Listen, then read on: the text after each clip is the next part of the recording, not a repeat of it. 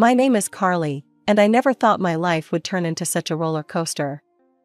It all started when I was working as a perfume sales manager at a high-end department store. One day, a tall, handsome guy walked into the store. He looked nervous, fidgeting with his phone as he approached the counter. "Hi," he said, his voice a bit shaky. "I need help choosing a perfume for my mom." I couldn't help but find his concern for his mother endearing. "Don't worry," I reassured him. "We'll find something perfect. Let's start with some popular choices." As we sampled different fragrances, I learned his name was Michael. He was 28, worked for his family's construction company, and lived nearby. We chatted easily, and I found myself drawn to his warm brown eyes and shy smile. After nearly an hour, we finally settled on an elegant floral scent. As I wrapped up the bottle, Michael hesitated. Carly? Would you like to grab coffee sometime?" My heart skipped a beat. "I'd love to," I replied, trying to keep my voice steady. That coffee date turned into dinner, which led to more dates. Michael was sweet, attentive, and made me laugh. We shared similar interests in movies, hiking, and trying new restaurants. Before I knew it, we were officially a couple. Everything was perfect until the day I met his mother, Evelyn. Michael had warned me she could be a bit intense, but nothing prepared me for the reality. We arrived at a fancy restaurant for a family dinner. Evelyn sat at the head of the table, her sharp eyes scrutinizing me as we approached. She was impeccably dressed, her graying hair styled in a severe bun. "So, this is the girl you've been seeing," she said, her tone cold. She barely acknowledged my extended hand, giving it a limp shake. Michael's father, Robert, seemed nice enough, offering a warm smile. His older brother, Thomas, gave a curt nod. As we sat down, Evelyn launched into an interrogation. "Where did you say you work, Carly?" "I'm a perfume sales manager at..." She cut me off. "Retail, how quaint. And your family? What do your parents do?" I tried to keep my voice steady. "My dad's a high school teacher, and my mom..." "A teacher?" Evelyn's eyebrows shot up. "Well, I suppose someone has to do it." The dinner continued in this vein, with Evelyn making thinly veiled insults and dismissive comments. Michael squeezed my hand under the table, but said nothing to defend me. As we left the restaurant, Evelyn pulled me aside. "Listen carefully, Carly," she hissed. "I run this family. I decide what's best for my sons. If you want a future with Michael, you'll need to prove your worth." I was too shocked to respond. When Michael proposed, I was over the moon. But my joy was short-lived. Evelyn immediately took over the wedding planning, dictating everything from the venue to the guest list. I tried to stand up for myself. "Actually, I had some ideas." "Ideas are nice, dear," Evelyn cut in, "but let's leave this to the professionals, shall we?" Michael gave me a pleading look. "Just go along with it," he whispered. "It's easier this way." And so, I watched as my dream wedding transformed into Evelyn's spectacle. I told myself it was just one day, that things would be different once we were married and living on our own. The first few months of marriage were a whirlwind. Michael and I moved into a small apartment, and I reveled in the joy of setting up our own space. But even as we unpacked boxes and arranged furniture, Evelyn's presence loomed large. She'd drop by unannounced, often when Michael was at work. "Just checking in," she'd say, her eyes scanning our home critically. "Oh dear, is this how you've arranged the living room? Let me show you a better way." I'd grit my teeth and smile, reminding myself that she was just trying to help. But her help felt more like an invasion. One evening, as Michael and I were having dinner, my phone rang. It was my boss, offering me a promotion to senior sales manager. I was thrilled. It was the opportunity I'd been working towards for years. The next evening, we sat around Evelyn's dining table. The tension was palpable as she served a roast that looked perfect, but tasted like cardboard in my mouth. "Carly," Evelyn began, her tone sickly sweet. "Michael tells me you've been offered a promotion." "How nice." I nodded, trying to keep my voice steady. Yes, I'm very excited about it. Evelyn's smile tightened. Well, dear, I think it's time we discussed your future. Your real future. We need someone in sales, and with your experience, you'd be perfect. I took a deep breath. Evelyn, I appreciate the offer, but I'm happy in my current job. I don't want to leave it. The temperature in the room seemed to drop 10 degrees. Evelyn's eyes narrowed. I see. So, you don't consider yourself part of this family then? I felt my temper rising. With all due respect, Evelyn, you don't get to decide what's best for my marriage or my career. Evelyn stood up abruptly, her chair scraping against the floor. I think you need to reconsider your priorities, young lady. Michael, talk some sense into your wife. As she stormed out of the room, I turned to Michael, expecting support. Instead, he looked torn. Carly, maybe we should think about this. Mom knows what she's doing. The drive home was silent, filled with unspoken words and growing resentment. As I lay in bed that night, staring at the ceiling, I realized that my battle wasn't just with Evelyn. It was with the entire dynamic of this family I had married into. The tension in our home grew thicker with each passing day. One Sunday afternoon, we were all gathered at Evelyn's for a barbecue. I was in the kitchen, helping to prepare salads, when Evelyn's voice carried from the patio. It's such a shame, she was saying loudly. I remember Thomas's ex-wife. She was just as ungrateful as Carly. But I showed her the door. I kicked her out of this family myself. I felt my cheeks burn. Thomas, Michael's older brother, shifted uncomfortably. Mom, please, he muttered. But Evelyn was on a roll. I'm just saying, a woman should know her place. Isn't that right, Robert? Robert, Michael's father, just grunted noncommittally. I'd noticed he rarely spoke up against his wife. I couldn't take it anymore. I marched out to the patio, salad bowl in hand. Evelyn, I said, my voice shaking slightly, if you have something to say to me, why don't you say it to my face? The backyard fell silent. Evelyn's eyes narrowed. Fine. You want to know what I think? I think you're not good enough for this family. You're stubborn, you're disrespectful, and you're pulling Michael away from his responsibilities. I felt like I'd been slapped. Responsibilities? You mean being your puppet? Carly, Michael pleaded. Please, let's not do this here. I whirled on him. And you? When are you going to stand up to her? When are you going to be a husband instead of a mama's boy? The moment the words left my mouth, I knew I'd crossed a line. Michael's face crumpled, and Evelyn looked triumphant. You see, she crowed. This is who you really are. A spiteful, ungrateful girl who doesn't appreciate what she has. I felt tears pricking at my eyes. Without another word, I turned and ran into the house, grabbing my purse and keys. The weeks following the barbecue incident were tense. Michael and I barely spoke, tiptoeing around each other in our own home. I threw myself into my work, staying late at the office to avoid the suffocating silence at home. One evening, I returned from work to find Michael sitting at the kitchen table, a serious expression on his face. We need to talk, he said.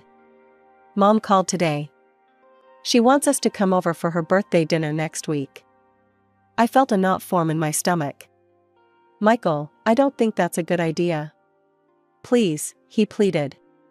It would mean a lot to me. And maybe it's a chance to start over? I wanted to refuse, to tell him I was done playing nice with a woman who clearly despised me. But the hope in his eyes made me hesitate. Fine, I said finally. But this is the last chance, Michael. I mean it. The night of Evelyn's birthday arrived, and I found myself standing in front of her door, a forced smile plastered on my face. As we entered, Evelyn greeted us with her usual fake warmth. Carly, dear, she cooed, air-kissing my cheek. So glad you could make it. I was worried you might be too busy with your little job. I bit my tongue, reminding myself to stay calm. The evening progressed with forced pleasantries and thinly veiled insults. I noticed how Evelyn dominated every conversation, her sons and husband merely nodding along. As the night wore on, Evelyn announced it was time for cake. "Carly, be a dear and bring out the cake. And don't forget the candles." I headed to the kitchen, grateful for a moment's respite. I carefully placed the candles on the cake, counting under my breath to make sure I had the right number. Back in the dining room, I set the cake down in front of Evelyn. Her eyes narrowed as she counted the candles. "Carly," she said, her voice dangerously sweet. "There's one extra candle here. Can't you even do a simple task correctly? Or perhaps you're trying to insinuate something about my age?" "No, of course not, Enough," Evelyn snapped. She began plucking out the candles one by one. "Since you've clearly ruined the design, you might as well see the mess you've made. Come closer, dear. Take a good look." Hesitantly, I leaned in. Suddenly, I felt a hand on the back of my head, pushing me down. Before I could react, my face was shoved into the cake. I gasped, struggling to breathe as frosting filled my nose and mouth. After what felt like an eternity, Evelyn released me. I straightened up, sputtering and wiping cake from my eyes. The room was silent, save for Evelyn's cruel laughter. "Oh dear," she chuckled. "Looks like someone's made a mess of themselves." I looked around the room in disbelief. The other guests were averting their eyes, some letting out nervous giggles. And Michael. Michael was staring at the floor, his face red with embarrassment. Without a word, I turned and fled to the bathroom, locking the door behind me. As I scrubbed the cake from my face, I could hear muffled voices outside. A soft knock came at the door. "Carly?" It was Michael. "Are you okay? Do you need help?" I yanked the door open, fixing him with a glare. "Help? Now you want to help?" He looked away, unable to meet my gaze. "Mom can be a bit eccentric sometimes. We just need to." "Eccentric?" I hissed. "Michael, she assaulted me. And you just stood there." Without another word, I pushed past him, grabbed my purse, and headed for the door. I drove home in a daze, my mind reeling from what had just happened. The days following Evelyn's birthday disaster were a blur of tears, arguments, and sleepless nights. Michael tried to apologize, but his words rang hollow. I threw myself into work, staying late at the office and taking on extra projects. But even at work, I couldn't escape Evelyn's influence. One afternoon, as I was assisting a customer, I heard a familiar voice that made my blood run cold. "Excuse me, I'd like to speak to a manager." I turned to see Evelyn standing there, a malicious glint in her eye. My colleague, unaware of who she was, directed her to me. "I'm the senior sales manager. How can I help you?" I asked, trying to keep my voice steady. Evelyn's lips curled into a cruel smile. "I have a complaint about the perfume I purchased here last week. The problem is that this perfume smells like cheap chemicals. And when I tried to return it, your staff was incredibly rude to me." I knew she was lying. We had a strict quality control process, and our return policy was more than fair. But before I could respond, she continued her tirade. "This is unacceptable. I demand to speak to your superior immediately." My manager, alerted by the commotion, hurried over. "What seems to be the problem here?" Evelyn launched into her fabricated story, painting me as an incompetent manager who had personally sold her a defective product and then refused to help. I tried to interject, to explain the situation, but my manager held up a hand to silence me. "I'm very sorry for your experience, ma'am. Please, come with me to my office. We'll sort this out immediately." As they walked away, Evelyn shot me a triumphant look over her shoulder. I stood there, humiliated and angry, as my colleagues whispered around me. An hour later, my manager called me into his office. His expression was grim. "Carly, I've received multiple complaints about your performance recently. And after today's incident, I'm afraid we're going to have to let you go." I felt like the floor had dropped out from under me. What? But those complaints, they're not real. It's my mother-in-law, she's trying to. He held up a hand. Carly, please. I understand you're going through some personal issues, but we can't have them affecting your work like this. I'm sorry, but my decision is final. I left the office in a daze, my personal belongings in a small box. I drove home, tears blurring my vision. When I arrived, Michael was waiting, his face etched with concern.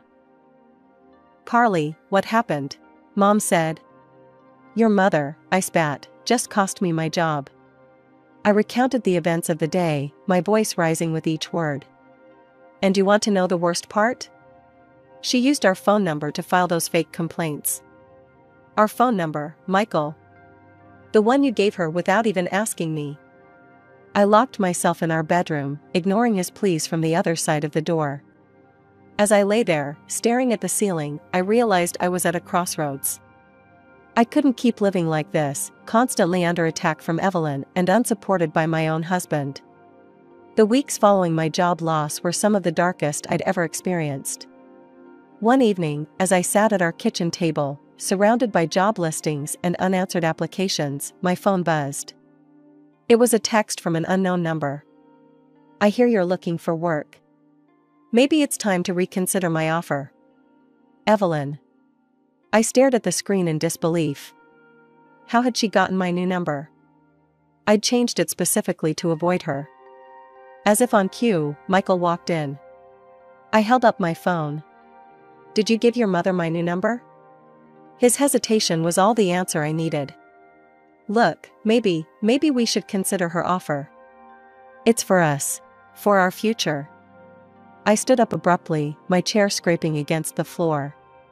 Our future? Michael, there won't be a future if this keeps up. If something doesn't change, and soon, I don't know if I can stay in this marriage. The silence that followed was deafening. Michael looked stunned, as if he couldn't quite process what I'd said. Finally, he spoke, his voice barely above a whisper. I'll talk to her. I promise. Just, give me some time. I wanted to believe him, but I'd heard similar promises before. Still, what choice did I have? I nodded, not trusting myself to speak. The next day, I decided to take matters into my own hands. I couldn't wait for Michael to stand up to his mother.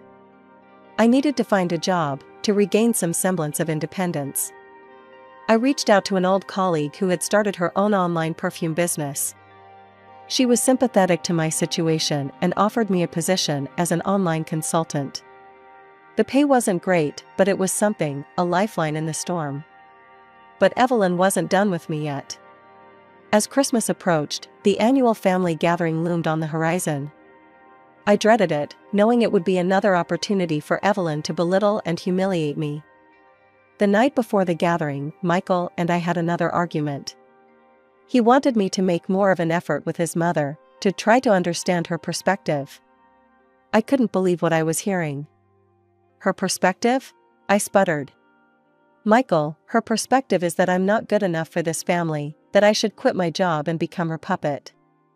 How am I supposed to understand that? He looked away, unable to meet my eyes. She's just set in her ways. If we could just... No, I cut him off. I'm done trying. If you won't stand up for me, for us, then I'll have to do it myself. As I lay in bed that night, staring at the ceiling, I made a decision. Tomorrow, at the Christmas gathering, I would confront Evelyn once and for all. I was tired of being a victim, of letting her control my life. Christmas morning arrived, and with it, a sense of foreboding. We arrived to find Evelyn's house already bustling with activity. As we moved into the living room, I could feel Evelyn's eyes on me, assessing and judging. The rest of the family was already there, Robert, Thomas, and various aunts, uncles, and cousins. The afternoon progressed with forced pleasantries and thinly veiled insults. Evelyn, as usual, held court, dominating every conversation. I noticed how she kept bringing up the topic of children, her eyes darting to me each time. Finally, during dinner, she addressed me directly. Carly, dear, she said, her voice dripping with false concern, I couldn't help but notice you're not drinking. Any special reason? I felt my cheeks flush as all eyes turned to me. No, Evelyn. I'm just not in the mood for alcohol. Her eyes narrowed. Well, I do hope you're not having difficulties in that area. It's just, well, you're not getting any younger. And with your career struggles, I thought perhaps you'd be focusing on more important matters by now. I stood up abruptly, my chair scraping against the floor. More important matters? You mean like being a submissive wife who gives up her dreams to please her mother-in-law? Gasps echoed around the table. Evelyn's face contorted with rage. How dare you speak to me like that in my own home? No, Evelyn, I shot back. How dare you treat me like this? I am your son's wife, not your punching bag. I've had enough of your manipulation and your cruelty. I turned to leave, but as I passed Evelyn, everything seemed to happen in slow motion. Evelyn made a sudden movement, knocking over her mug of hot tea. The scalding liquid splashed directly onto me. I screamed in pain as the hot tea soaked through my clothes. Evelyn, however, seemed unfazed by what she had done. She grabbed my arm, pulling me close. Listen here, you little brat, she hissed, her voice low and menacing. You will obey me. You will do as I say. Or I will destroy you.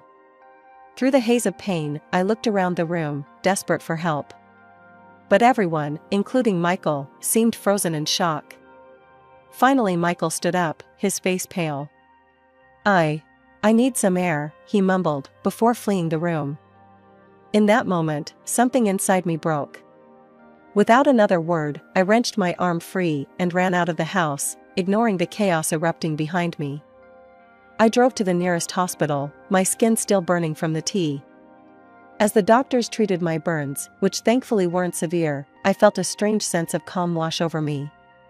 When I finally returned home, the apartment was empty. I packed a bag with essentials, wrote a brief note explaining that I needed time away, and left. I woke up in the dingy motel room, my skin still tender from the burns. As I was contemplating my next move, my phone rang. I hesitated, half expecting it to be Michael or worse, Evelyn. To my surprise, it was my father-in-law, Robert. Carly, his voice sounded strained. Can we meet? It's important. Curiosity got the better of me. Okay, I said, giving him the motel address. An hour later, there was a knock at my door. I opened it to find Robert standing there, looking more disheveled than I'd ever seen him. His eyes were red-rimmed, and he seemed to have aged overnight. Robert, what's going on? I asked, gesturing for him to sit down. Carly, I'm so sorry, he blurted out as soon as I let him in. There's something you need to know about the company, about Evelyn. He paused, his hands shaking slightly. The company, it used to belong to my parents. Evelyn, she tricked my father when he was sick. Made him sign everything over to her, made herself the executive director. I felt my jaw drop. What? But how? Why didn't you say anything? Robert's eyes filled with tears. I was a coward. I'd been collecting evidence for years, but I was too afraid to do anything with it. He reached into his jacket and pulled out a thick folder. But I can't stay silent anymore. Not after what happened yesterday. I need your help, Carly. With trembling hands, I opened the folder and began to read. What I found inside made my blood run cold. Evelyn had been hiding income for years, evading taxes on a massive scale. She'd been hiring undocumented workers, paying them a fraction of what they deserved and forcing them to work in appalling conditions. These workers, afraid of deportation, never complained about their treatment. But it got worse. The documents showed that many of the company's products were defective, failing to meet basic quality standards. Evelyn had been knowingly selling these subpar goods at full price, putting profits over people's safety. Then I came across a police report that made my heart stop. Thomas's ex-wife, who had worked in production, had discovered these illegal practices. She had threatened to report Evelyn to the authorities. In response, Evelyn had pushed her down a flight of stairs. The poor woman had sustained serious injuries, but Evelyn had intimidated her into silence. Shortly after, she had pressured Thomas into divorcing his wife. I looked up at Robert, my hands shaking. This is horrible. How could she do all this? Robert broke down, tears streaming down his face. I'm so sorry, Carly. I should have spoken up years ago. I was afraid. Of her, of losing everything. But I can't live with this guilt anymore. As I watched my father-in-law cry, a mix of emotions washed over me. Anger at Evelyn's cruelty and greed. Sympathy for Robert and all the workers who had suffered. And a growing determination to put an end to this injustice. We contacted a reputable lawyer, Amanda Chen, who specialized in corporate fraud cases. She listened to our story with growing concern and immediately agreed to take on the case. It was a Tuesday afternoon when all hell broke loose. My phone exploded with notifications, missed calls, text messages, and voicemails, all from Evelyn. I steeled myself and listened to one of the voicemails. You ungrateful little witch. Evelyn's voice screeched through the speaker. How dare you turn my husband against me? I'll ruin you for this, do you hear me? I'll destroy you. The barrage continued relentlessly. Evelyn called every few minutes, alternating between threats and attempts at manipulation. When I blocked her number, she started using other people's phones. But it didn't stop there. Evelyn launched a full-scale character assassination campaign against me. She contacted friends, family, and even my former co-workers, spinning a tale of how I had seduced Robert and turned him against her. The biggest blow came when Michael sided with his mother. He showed up at my new rented apartment, his face a mask of anger and betrayal. How could you do this to us? He demanded. To my mother? I tried to explain, to show him the evidence, but he refused to listen. I don't know who you are anymore, he spat before storming out. As I sat there, reeling from Michael's rejection, I received an unexpected call. It was Thomas, Michael's older brother. Carly? It's Thomas. I heard what's happening. I want you to know, I believe you. And I want to help. Thomas's support was a turning point. He provided additional evidence of Evelyn's misdeeds and agreed to testify in court. With his help, we were also able to locate his ex-wife, Maria. Maria's testimony was damning. She recounted in detail the incident where Evelyn had pushed her down the stairs, as well as the subsequent threats and intimidation. As the trial date approached, Amanda worked tirelessly. She tracked down several of the undocumented workers Evelyn had exploited. Despite their fear, many agreed to testify, their stories painting a horrifying picture of abuse and exploitation. The trial was grueling. Evelyn's lawyers fought dirty, trying to discredit our witnesses and paint Robert and me as conspirators. But Amanda was brilliant, methodically presenting our evidence and dismantling the defense's arguments. The turning point came when Amanda presented the evidence of how Evelyn had manipulated Robert's father into signing over the company. The judge listened intently as Amanda argued for the annulment of the will. After what felt like an eternity, the judge made her ruling. The will was annulled, and ownership of the company was returned to Robert. Furthermore, the judge ordered a full investigation into the company's practices and Evelyn's personal finances. As the gavel fell, I felt a wave of relief wash over me. Robert broke down in tears beside me, while Evelyn's shrieks of outrage echoed through the courtroom. The aftermath of the trial brought sweeping changes to everyone involved. As soon as Robert took control of the company, Michael, true to his mother's influence, resigned from his position. He cut off all communication with his father, unable to forgive what he saw as a betrayal of his mother. Robert found unexpected support in Thomas. The father and eldest son, both having experienced Evelyn's manipulation firsthand, formed a strong partnership. Together, they began the arduous task of restructuring the company, determined to run it ethically and efficiently. The legal proceedings didn't end with the trial. Robert filed for divorce, a process that was surprisingly quick given Evelyn's fall from grace. In the settlement, he left her the house they had shared for decades. It was a generous gesture, considering everything that had happened. The court ordered a thorough audit of the company's finances, and the results were staggering. Years of creative accounting and tax evasion came to light. Evelyn was hit with a massive fine and ordered to pay $500,000 in back taxes. The house Robert had left her became her only asset, and she was forced to sell it to settle her debts with the tax authorities. Meanwhile, my own marriage had crumbled beyond repair. Michael's unwavering loyalty to his mother, even in the face of overwhelming evidence of her misdeeds, was something I couldn't comprehend or accept. We filed for divorce, and I felt a mixture of sadness and relief as I signed the papers. As I contemplated my next steps, Robert approached me with an unexpected offer. "Carly," he said, his voice warm with gratitude, "I know you've been through hell because of our family. But I want you to know that I consider you family still. We're rebuilding the sales department, and I'd like you to be a part of it. What do you say?" I was touched by his offer and, after some consideration, I accepted. Months passed, and slowly but surely, I found my footing. I learned to navigate the intricacies of the construction business, mastering the art of selling everything from lumber to specialized tools. My experience in luxury retail, surprisingly, proved valuable in dealing with high-end clients and custom projects. It was on a routine shopping trip that I had an unexpected encounter. As I turned down the cereal aisle, I froze. There, just a few feet away, stood Michael and Evelyn. They looked haggard, a far cry from the polished appearance they once maintained.